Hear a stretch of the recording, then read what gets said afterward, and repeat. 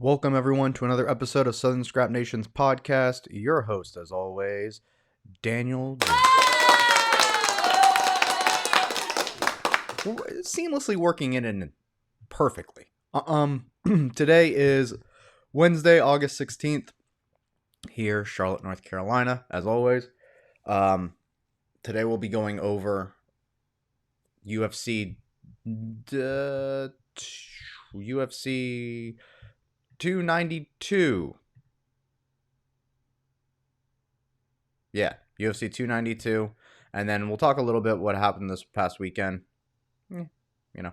But UFC 292, we'll get into that, break down all of that. Maybe talk about what's going on in the news in MMA. And that's about it. I don't really think there's that much going on. I know Tough finished out. I didn't watch the last episode. But we now have the finalists, and they'll be fighting this weekend. And this all happens in Boston. Mustache is back, everybody. For all that can clearly tell, the mustache is back. In a big way, too. So, like I said, before we get into any of that, make sure to drop a like on the episode and subscribe to the podcast. There's always going to be more. I know it was a little bit, I haven't been doing the fight night weeks. I was working a bit during the summer, doing summer camps at Triumph. If you have kids in the area, check out their after-school programs, check out their homeschool programs, and check out their summer programs for next summer. It was fun, and got to hang out there all day. So I wasn't really able to do a lot of these a lot of the episodes, but I made sure to do them for the pay-per-views. That being said, next week the Holloway we're back to schedule. I'm going to be doing every weekend or every weekend's card. Like for every weekend there's a card. I'll be breaking those down back to the normal schedule. So let's get into some news. Obviously, I like to start with the MMA Fighting's morning report. Here we go. Morning report. Alexander Volkanovski praises Sean O'Malley as one of the best strikers in the UFC. And I'll get into breaking down Sean O'Malley's style, going back and watching a lot more of his clips recently and his fights in general. I used to not be like the biggest, not necessarily fan, but I just didn't really watch him as much. I kind of just, because everyone he would fight just was not the caliber that he should be fighting until the Jan fight. And then I watched that. We'll get into that a little bit more. But when it came to I saw the Eddie Weiland one, but once again, very quick. The Cheeto Vera one I watched didn't go his way. The Andre Sukumtot one I watched, and all these fights kind of have an asterisk with them. They're not the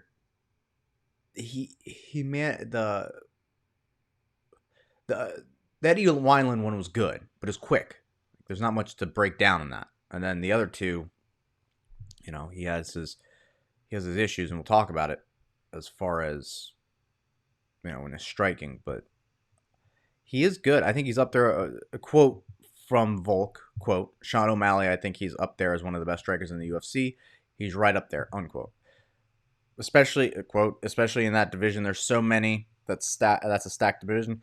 You've got your Corey Sandhagens, obviously Peter Yan's, Aljamains. There's so much talent. Man, it is stacked. I think it's the best way when it comes to striking. So that's something. He's very creative. Doesn't just throw flashy stuff. He's calculated. He's got really good distance management. He's really good at drawing strikes out of people and countering. He's really good on offense coming forward. All this stuff, unquote. All this stuff is very him. That's exactly it. I mean, Volk studied him like he's getting ready to fight him. It's true. That's exactly what he's good at. He's good at all the not fancy stuff. Or it's not that he's not good at he's very good at the fancy stuff, but it's because he keeps it very simple. In and out, draw the attack, down the pipe. In and out, draw the attack, down the pipe. And when you saw it in the Jan fight, that's kind of his game plan, even against someone who's very who's a very calculated striker like Jan, being long and tall down the pipe is your best bet, especially in MMA. And like I said, I'll break it down a little bit more why his style works really well for MMA later, but it plays to that in and out drawing the attack. JJ, Ian Heinisch retired. Cool. Good for them. I mean, I'm pretty sure she was retired for a while now.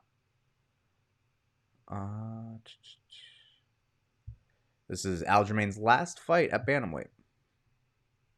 Once again, we'll talk about that more. I don't think featherweight's gonna be so easy for him. I know he's too big, but I think featherweight's gonna be very hard for Aljamain Sterling. Yeah, good fights. Good. I mean, this is pretty good. It's pretty good videos. I'm pretty sure Michael Chandler and Conor are fighting in December. I'm pretty sure. I know Conor said it. The fact that he said it, he's going to fight Chandler, Gaethje, Nate for the third time. It's probably what's going to happen. Why? Because I have to explain this every episode. He owns a piece of the UFC, I'm pretty sure. That was the stipulation when he was making all those big paydays. And I'm pretty sure he owns a stake in it. So, yeah. Also, proper 12s and whatever Conor's management. I don't know what it is. McGregor or something. I forget what it is. But those are all on the octagon. Like they bought the McGregor. So whatever he wants, he's going to get. And I think December's it. December's definitely it. The Guru, the GOAT, in my opinion, my favorite coach of all time, Firas, always putting out quality content. And if there's someone to listen to, it's definitely Firas. Chandler, 5 fights, 6 weigh-ins, 6 training camps, 4 performances, 1 fight of the year.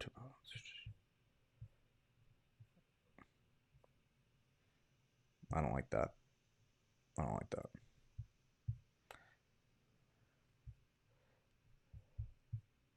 It's talking about tough. I mean, these are...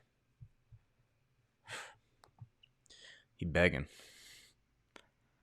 You're a grown man. How are you begging another man to fight you? It's crazy. Just obviously this is good. What a season 1 experience. Awesome. This kind of stuff. This, like, stop. Just, I know you're trying to make a fight happen, but once again, it's the Conor show. If Conor wants to happen, it's going to happen. All right. Yeah, they added 2 new rules. Okay, so this is a big thing. Big things. 2 rules added by the Nevada State Athletic Commission. So it's not universal. It's in Nevada right now. So that only covers their athletic. But usually when the Nevada State Athletic Commission changes rules, it follows suit. However, that's not entirely true, because in North Carolina, for example, if you're an amateur fighter, you have to weigh in on the same day, and you can't throw kicks to the head. So, and I'm pretty sure as a pro, you have to weigh in on the same day as well. So, all those things favor a specific kind of fighter, grappler. So, not always do the rules in one state carry all the way over, but with these rules set, I think these will be caught on by other athletic commissions. So 2 new rules. If an accidental foul results in a cut man, cut woman are now allowed to enter the ring and treat the wound. Okay.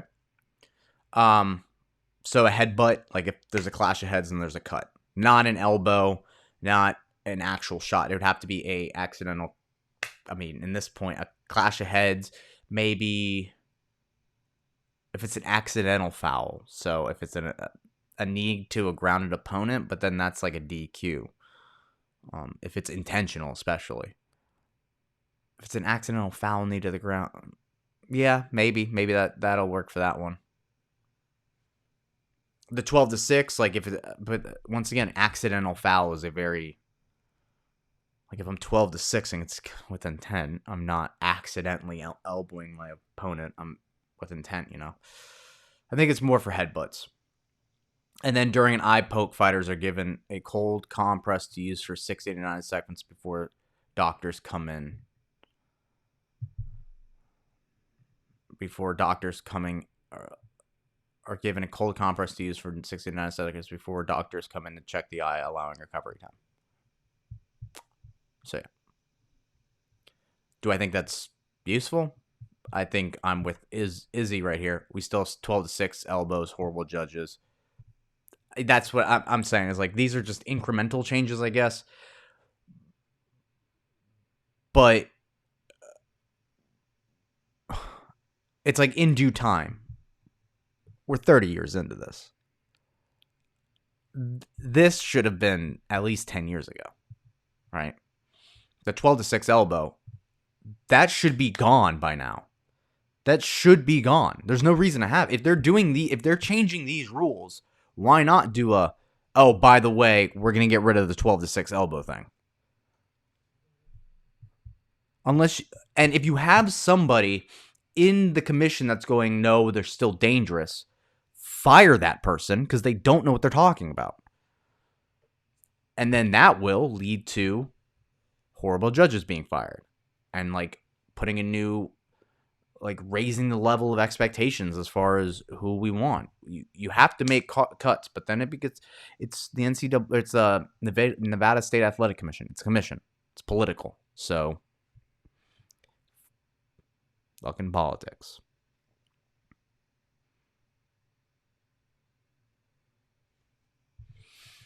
When a hero stumbles, the cowards rejoice. I mean, that is a pretty fucked up. Father of the UFC fighter. Jeez. Okay,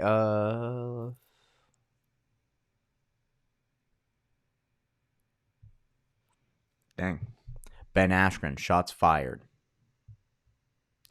Shots fired. I mean, this is one of those things where I would like to see their rematch because I don't know. I can't really tell if that should have been. I think it's damage that Cheeto did. That's 100%. It's damage that Cheeto did 100%. But when it comes to, was he coming in with a lingering injury, and that's why the damage he did was like exacerbated that much? Or is that really a weakness of his? Like, he kicks a lot in sparring. He's got weaker legs, and that's why he wears ankle, and he's skinnier, and that's why he wears ankle wraps all the time. And if that's the case, we should see a bigger kicking game from people, which, don't want to break in too much, but if, Aljo is that weird kind of style, he kicks and shoots for takedowns. I think it's a recipe for disaster as far as I'm concerned. Who even is this? Come on, MMA fighting. Me, if I didn't throw my head into Barboza's knee. Sure.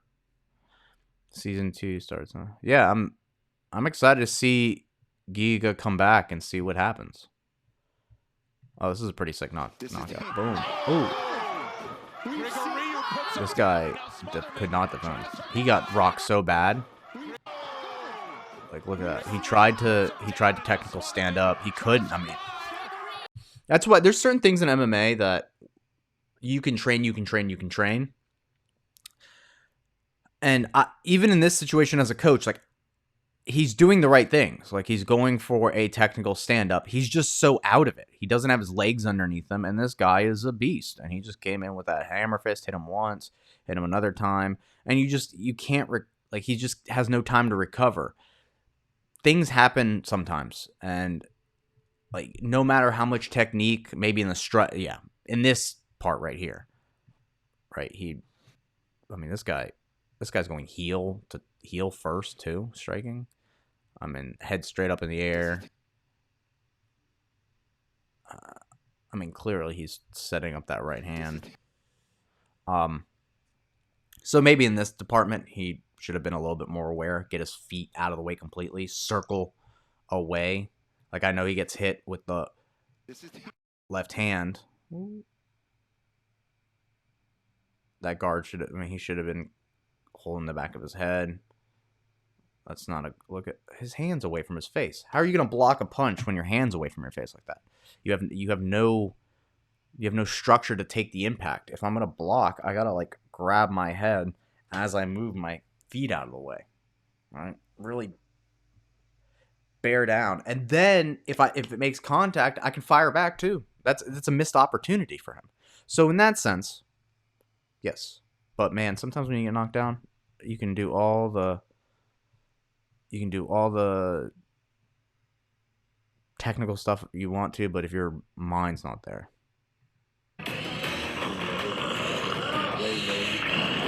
Hey, be nice. You're not never trying to fight each other.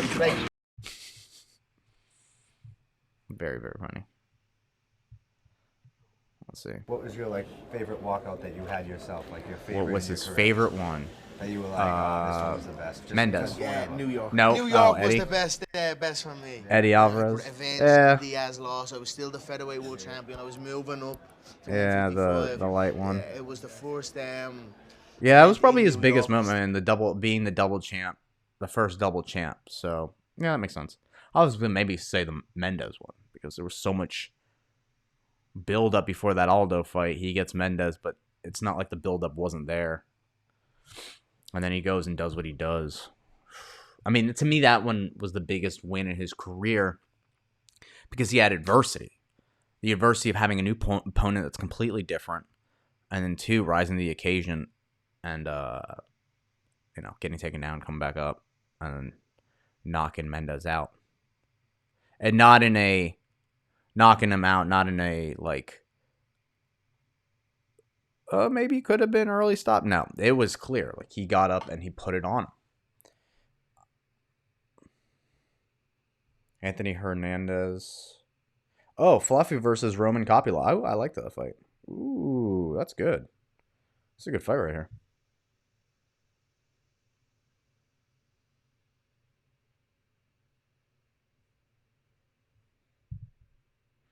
Is he one of the best strikers in the UFC? If we're going by division,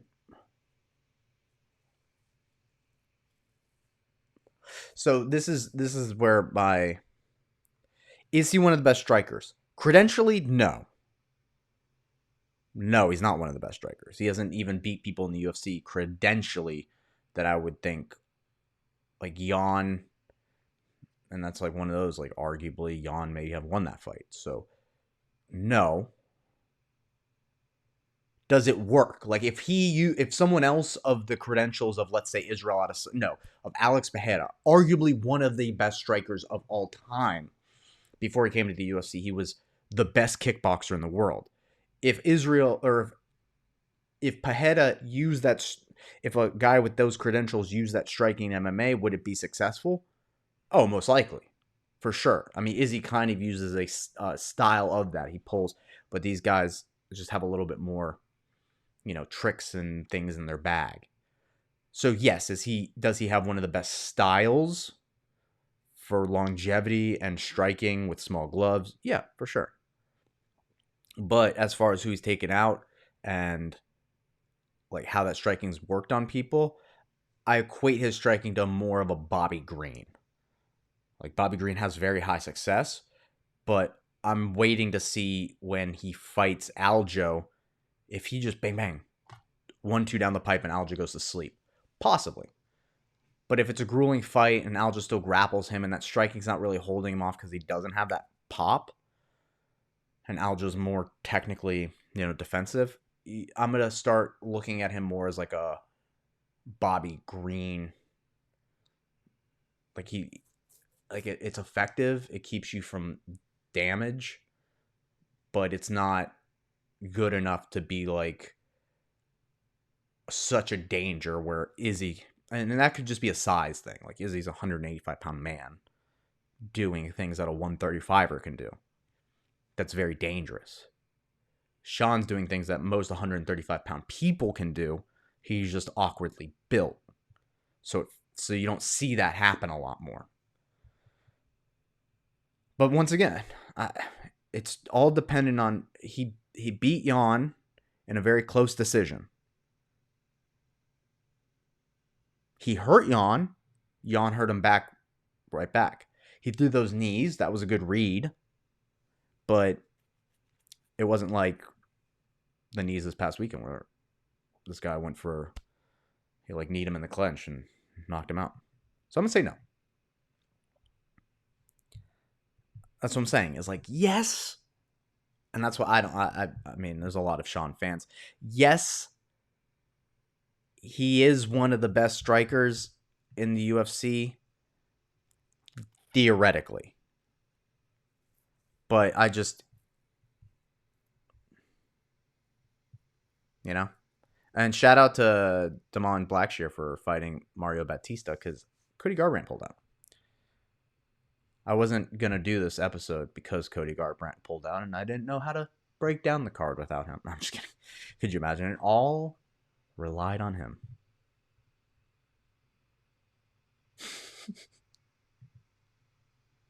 Yo, this to me is hilarious. Francis slams UFC for pronoting Tafon. I'm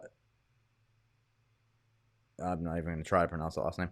As the only Cameroonian fighter in UFC history. One, he's not only the only Cameroonian. Yeah, Sokoju was the first Cameroonian fighter in the UFC. So it's not even an Ngannou thing. It's like, dude, Sokoju. That guy is so memorable too.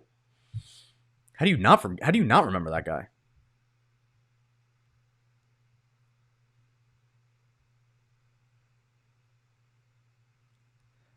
Prior to, it's crazy, and the UFC didn't say anything about it. They're just leave us, and that's what happens. It's the fight game, baby. You don't exist. All right, MMA junkie. Oh, shout out to team.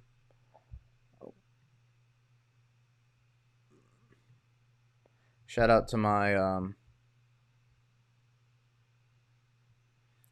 my Brazilian brothers, the team Galpao. Eduarda Moria, she won last night, and she is part of their team. For rear naked choke, first round. Shout out to her.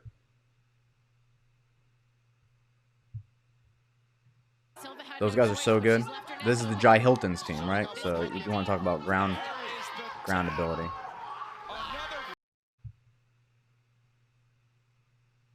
Yeah. So shout out to them. Team 9-0.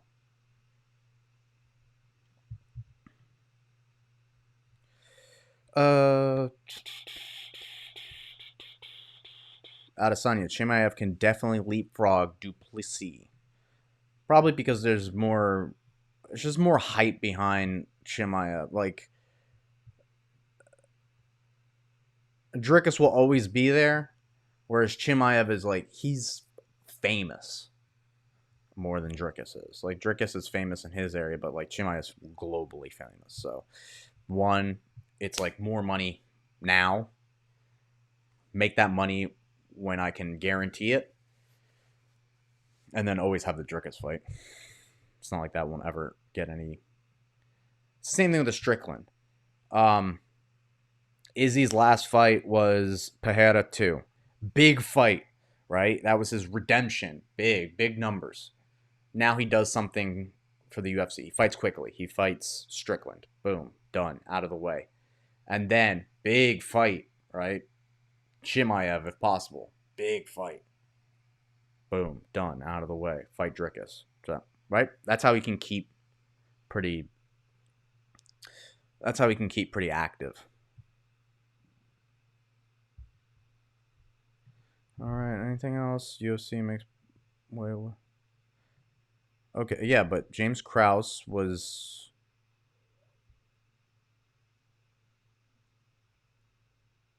Yeah, but the James Krause reportedly worked as an agent for an offshore book company prior to his suspension. Right, like he was suspended. Yeah, controversy. Yeah, I mean that. It's crazy to me. It takes him that long to do all this stuff.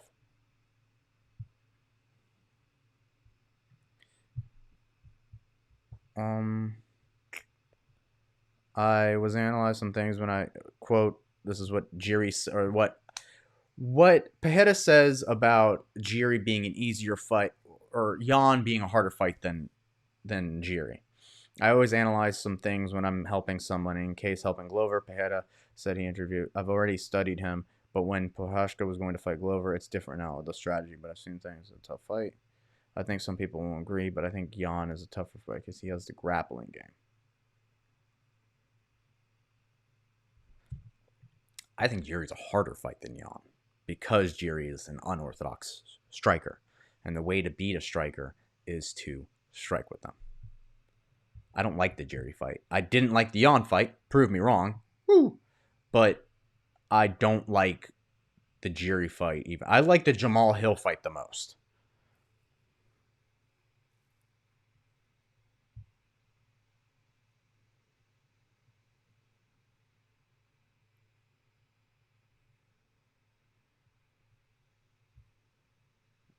Okay. Let me go ahead and break down. We can talk a little bit about this past weekend. Vicente Luque won a decision pretty unanimously to Rafael dos Anjos. Rafael getting up in age. It's not easy. You know, he's like 30 something. Cub Swanson somehow won this fight. I think it was just like the stuff that happened at the last minute of the first and second round, or first and third round. Like Cub won the third round, and then in the first round, he like did enough maybe at the end, or maybe at the third round. It was one of those like he did enough at the end, and then one round he like won. Khalil Roundtree proving to be more and more dangerous every time and taking out Chris Daukaus. And Chris Daukaus could probably even go to middleweight. I don't know. I mean, there's so many memes about the Chris Daukaus thing. Like, he's a cop and constantly gets beat up by black guys. Like, jeez, not a good day. You know, not a good day for Chris. But as far as it goes for Khalil Roundtree, the stuff he keeps bringing these cooler and cooler, like striking concepts into the. When he had Chris against the cage with his head underneath his chin, not choking him, but kind of holding him in position to a point where you see it in Muay Thai a lot, but the ropes give, so that kind of stuff. And plus, you have a rep that'll come in and separate you two. But doing it in MMA, what a dominant position and just annoying and something to just wear on somebody. I really thoroughly enjoyed watching that, and then him using that left hand, calling a night. Nighty night. Poliana Viana losing to Yasmin Lucindo. Sad. But also, Yasmin, one of the youngest, if not the youngest female fighter. I think she's like 21 or something. So, bright future ahead for her. AJ Dobson. I like that cat. He's pretty cool. In his fighting style. He looks like something right out of the 90s, the 80s, like early 2000 or early UFC with his haircut. But his striking and his MMA it grew on me through the fight. Like he started, picking up reads and things, and I'm excited to watch his next fight. That's kind of how he had me at the end of it. I'm excited to watch when he comes on next because of his performance. And Josh Fremd winning against Jamie Pickett, it was what it was. All right, so let's break down these fights. So I know. Skip the 30 minutes in. Perfect. 30 minutes in. 30 minutes of news. We'll see how much breaking down time it costs. But 30. Daniel, I'm a beast with this sometimes, All right, so in the early prelims, you have Gerald Meerschaert versus Andre Petroski. Tough alum versus UFC vet. Fighting vet. I mean, 51 fights. It's a lot. And that's kind of the way that this fight, to me, this is what it looks like, is 51 fights. It's a lot. Andre's got 11. I'm going to go with the guy with 11 fights. There's a point of diminishing return. It's like RPGs. I'm so excited for Baldur's Gate 3. My friends and I have been talking about it, and it seems like an overwhelming RPG. I'm not really used to something like this, but man, looking at there's 1,700 choices in the game, and it's like a very detailed RPG. But anyway, in these RPGs, there's a point of diminishing return where you can put all your points into one attribute or into one skill, but then at a certain point, Elden Ring's a very good example. It's like at a certain point, you won't get as much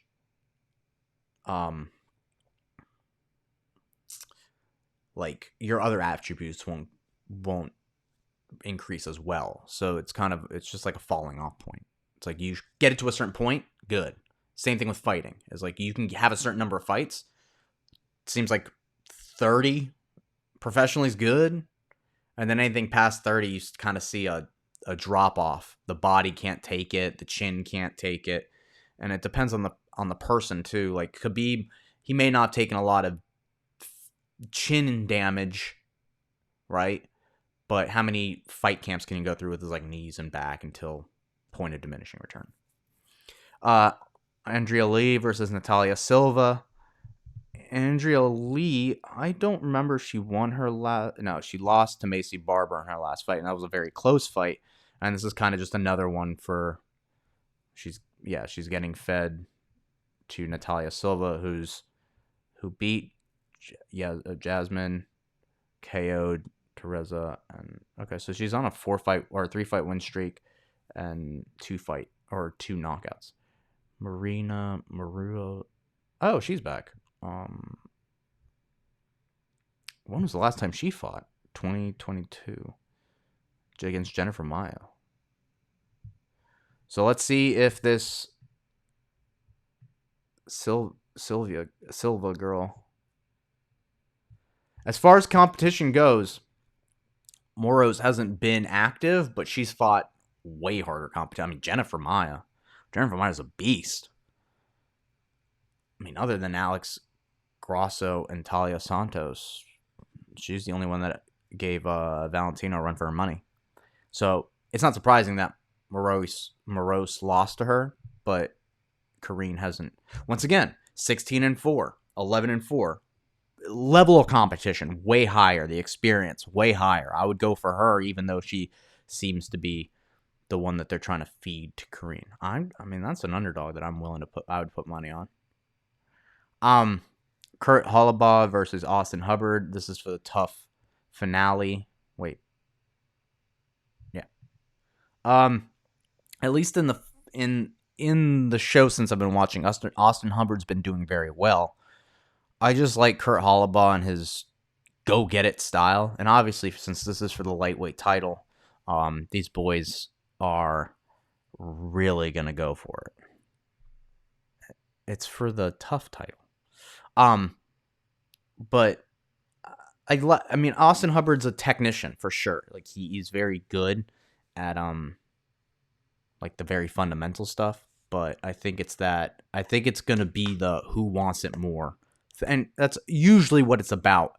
But Kurt Hollabaugh is more willing to throw himself into the fire to get that win. And I think just overall, he's dangerous with the submissions and the knockouts, and he showed that this is what he wants.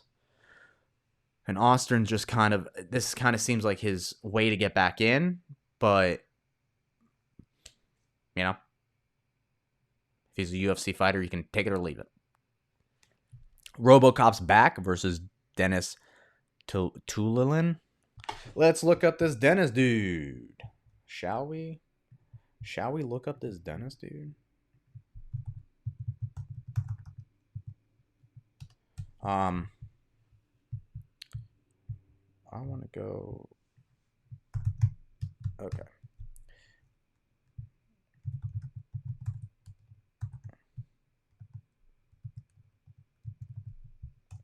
Julian. Oh, he fought Jamie Pickett. Okay.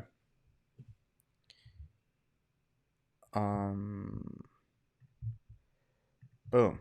All right. So this guy. So okay, he looks older. Jamie Pickett. Okay. He's orthodox. Got a pretty good jab. Nice takedown defense. Ooh, that's good. He's relentless. Forward pressure. I don't. I like it. Yeah, constant pressure. I like that. Versus Gregory. Oh man, this is gonna be a fight. Versus Gregory Rodriguez. Whoever's the nail, that's what it's two hammers going at it. Let's see how his law. Oh, he's older too. That makes sense. Park submission. Oh, I'm gonna go with Gregory. I'm gonna go with Gregory Rodriguez just because that submission. I feel like if Gregory puts the pressure on him, and then Dennis, because we know that RoboCop can take it. So if he can at least put the pressure back on him, I think Dennis will fade, and then you'll see Gregory RoboCop grab a submission. So then in the second prelims, you have Chris Weidman versus Brad Tavares, which is weird, but so Chris Weidman's been working here in Charlotte area, Gastonia, for his next camp. He's been training at Jimmo's. I've heard he's been kicking. I've heard he's been sending leg kicks and sparring.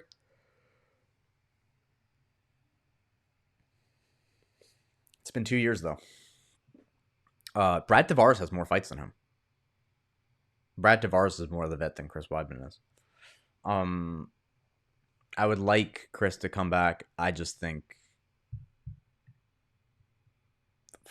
40's hard. That's about it. I think it's gonna be very hard. Does he have the wrestling pedigree to maybe take Brad Tavares down? Possibly. But what does what from who, right? Brad getting a win over Chris Weidman. That does way more than Chris Weidman getting a win over Brad Tavares. So I think that's the mentality of this fight, is Brad is going in this and Chris is going in there hoping that his leg doesn't snap again. And that, you can't have your mind in another place when you're 40 and fighting. And that's just, it's the sad truth. We want him to win, obviously. Everyone would like that. It would be great, but I don't think so. There's supposed to be another fight. It might be under here for the other finale, the other UFC tough finale. I'll pull up the UFC card. All right, so to start off the main card, we got Chito Vera versus Pedro Munoz. This is just a fight for Marlon to go in there and smash Pedro and then call out Sean O'Malley after to get that immediate title shot. I think that's a perfect play. And I think the UFC wants to do that to let Sean avenge his only loss. Yeah. I think Marlon goes in there and he beats Pedro. It's 30-36. There you go. And at bantamweight, we know Pedro's style. Leg kick to guillotine. Leg kick to guillotine. Leg kicks to guillotine. Marlon Vera, he's gotten better and he only keeps getting better. His last loss was to Corey Sandhagen, where he was very intelligent and kind of like stopped the pressure, right? with the takedowns. I don't think we're going to get that with Pedro Munoz. Pedro Munoz is going to just come forward and Marlon's like, perfect. Awesome. Damon Blackshear jumping in on like 7 days notice against Mario Bautista. I think Mario Bautista is going to win this fight off of just the level of competition that he's had. And he's on a roll right now. But Damon Blackshear, he could just have that confidence and he could be in the zone as an athlete. But who knows? Who knows if it's, once again, diminishing return. You just fought a fight. Is your body now recover? Like, did you eat, have a big day, and then like now you're back to normal and your body's back to, not in fight camp? Or is it still revving and still in peak, or you've kept your, he's kept his weight down or whatnot, and he's kept his physical output going. Who knows? But we'll see. I think Mario still takes it. And then in the welterweight division, Ian Gary versus Neil Magny. Originally, this was supposed to be Ian Gary versus Jeff Neal. And to me, I think that fight was a lot better matchup for Ian Gary. I now think this late replacement with Neil Magny is not a favorable matchup for Ian Gary. I think Ian Gary's thinking he's going to go in there and he's going to finish Neil Magny. I think Neil Magny is going to just move around for 3 rounds, take the win. It's not going to be super exciting, but he's going to just pick apart Ian Gary because Ian Gary doesn't shoot for takedowns, isn't like a submission hunter, and he's willing to stand with Neil, and I think that's a mistake. I think Neil's going to go in there, and he's just going to do what Neil does. And I know Neil is 36, but it favors his style.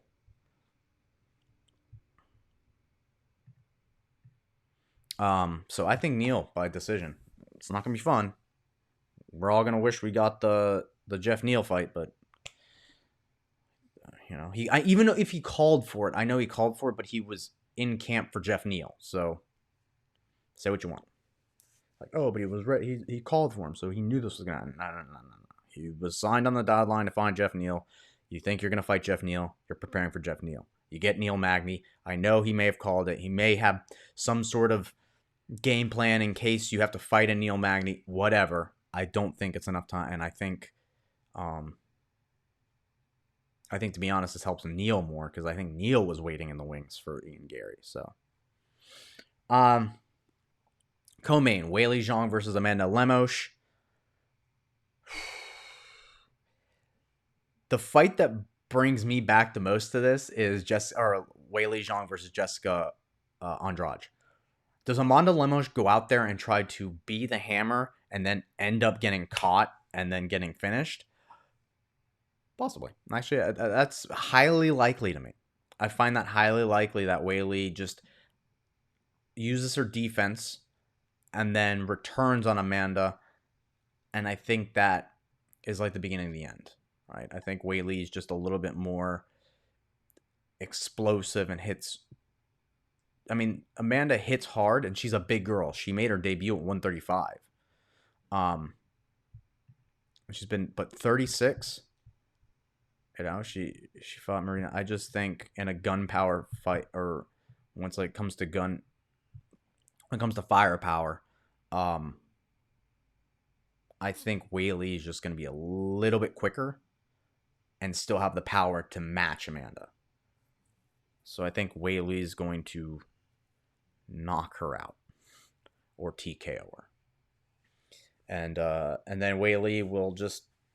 it's going to be very... until Tatiana Suarez gets to that strawweight title challenge, it's going to be a lot of Weili, maybe a little bit of Rose if she can get past...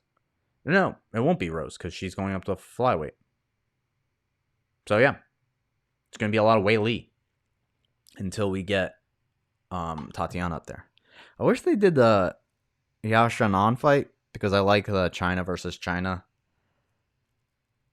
fight.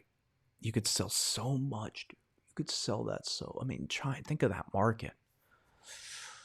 Think about a Chinese on Chinese UFC fight. Oof. For the title. Then you have Aljamain Sterling and Sean O'Malley for the main event. So going back to Sean O'Malley's striking, I think it's all great. But where I think he has the problem is when someone's a heavy kicker, and that's Aljo. I think this style matchup is not the greatest for Sean O'Malley because when Sean got to the ground with Petr Yan, he looked like it wasn't fun. The person that had that similar face was TJ Dillashaw when Aljo got him to the ground, but TJ was like dealing with a shoulder thing. But that's what I'm saying is like Aljo took and even with the Henry Cejudo fight, obviously, I mean that most recent, but it's just even if you're a wrestler, Aljo's going to take you down and he's going to take your back, or he's going to end up on top. Sean's not even a grappler. Yan took him down, and I know Yan did it through good transition, whatever, but it's tricks are tricks, and Aljo's got more grappling tricks. And I think the difference is Aljo doesn't rush in with punches to get to the takedown. He uses his kicks, and I think kicking the kicker is a great idea for this. Because if you kick at Sean O'Malley and he wants to return with a punch, perfect, you're in on the legs. If he doesn't and you keep kicking his legs, well, we see what happens. I think this is a really bad matchup for Sean. I would love to see him somehow pull it off with some sort of knockout shot. But to me, this is like a Khabib versus Conor situation. I would have loved to see Conor just for the glory, just one shot Khabib. But that's less likely of ever happening. Aljo's grappling is so strong that this is just not a good matchup for Sean O'Malley. And after watching the Petr fight, it's not that, like, after watching the Petr fight, it's not that I didn't, I was like, it's very close. I rewatched it. I have Yan winning that fight, but it's because when they were on the ground, the physical look that Sean O'Malley gave, he looked gassed. He looked like he didn't want to be, like, he looked uncomfortable. He looked like he was drowning. And with Aljo, you cannot be like that. And I'm sure he's working on his grappling, he's working on it, but it's a mentality thing. When someone takes you down, he does a good job. I'm not saying that he doesn't do a good job of fighting back to his feet or anything. It's just he doesn't embrace the grind, right? Aljo is going to make him work. And he either taps him out or it's a TKO from like top control. Like full mount, top control, TKO. I'm either saying second or third round, Aljo takes Sean out. And then we're like, whoa, is Aljo that good? And then we see him at 145 and he gets smoked at 145. I think Aljo versus Volk steamrolls him. I think Aljo versus Ilia Topuria. I don't even think he gets. I think that's more of like a Ryan Hall fight, you know? Aljo's going to try his like knee on the ground stuff, and Ilya's not going to have any of it. Except he's not going to make mistakes like Petr, and he's going to punch him right in the face. I think this is a great fight for Aljo, and I think it really cements himself as a really good bantamweight champion, but I think he should heel turn and fight Merab. I think he just should fight Merab and then clear out the division more. Personally, but whatever. Just go up to featherweight and have a hard time. All right. So my picks: Andre, Natalia, Moros. Then you have Brad Tavares, RoboCop, Kurt Hollabaugh, Chito, Mario Batista, Neil Magny, Wei Lee, and Still, and Aljo. Those are my picks for this card. Hope you guys enjoy. Just remember the last time I did picks for UFC 291, I got them all right. So just yeah. So remember that when you're doing those picks. I'm good at this stuff. So make sure you do that. Thank you again for listening and tuning in. It's been fun. Make sure to come check us out, Sun Scrap Nation in Charlotte. Look, we've added, like, if you want to know what these things are, come try us out. Go to training page, and then you can schedule a session with me. Become a winner. All right. Thank you again for tuning into this episode. As always, I've been your host, Daniel Jonas, and until next week, stay safe. Peace.